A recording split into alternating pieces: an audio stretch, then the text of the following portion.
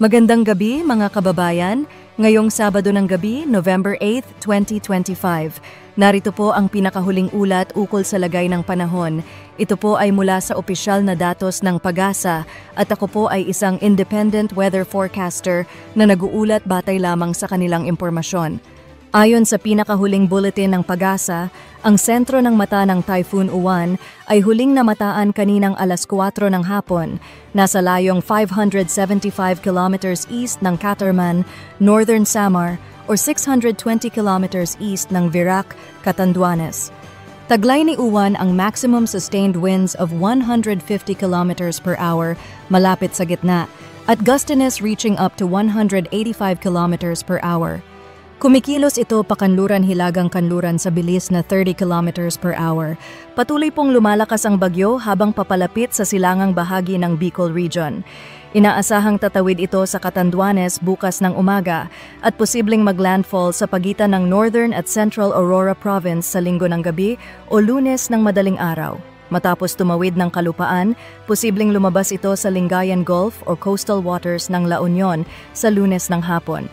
May posibilidad na marating ni Uwan ang kategoryang Super Typhoon sa loob ng susunod na 24 na oras bago tumama sa kalupaan. Habang tinatahak ang kabundukan ng Northern Luzon, inaasahan itong hihina ngunit mananatiling nasa typhoon category. At sa wind signals, signal number 3, itinaas sa Catanduanes, silangang bahagi ng Camarines Sur, silangang bahagi ng Albay, at hilagang silangang bahagi ng Sorsogon, gayon din sa ilang bahagi ng Northern Samar. Signal number 2, sa Cagayan, Isabela, Quirino, Nueva Vizcaya, Aurora, Nueva Ecija, Bulacan, Metro Manila, Rizal, Laguna, Quezon, Marinduque, Camarines Norte, at iba pang bahagi ng Bicol at Samar provinces. Signal number 1, sa natitirang bahagi ng Luzon, Visayas at ilang lugar ng Mindanao kabilang ang Dinagat Islands at Surigao del Norte. Sa other hazards, asahan ang matitinding pag-ulan na aabot sa mahigit 200 mm sa Camarines Sur, Albay, Catanduanes at karatig na mga lalawigan. May mataas na storm surge risk na maaaring lumampas sa 3 meters sa mga baybaying dagat ng Batanes, Cagayan, Isabela, Ilocos Region, Aurora, Quezon, Metro Manila at ilang bahagi ng Bicol Region at Eastern Visayas.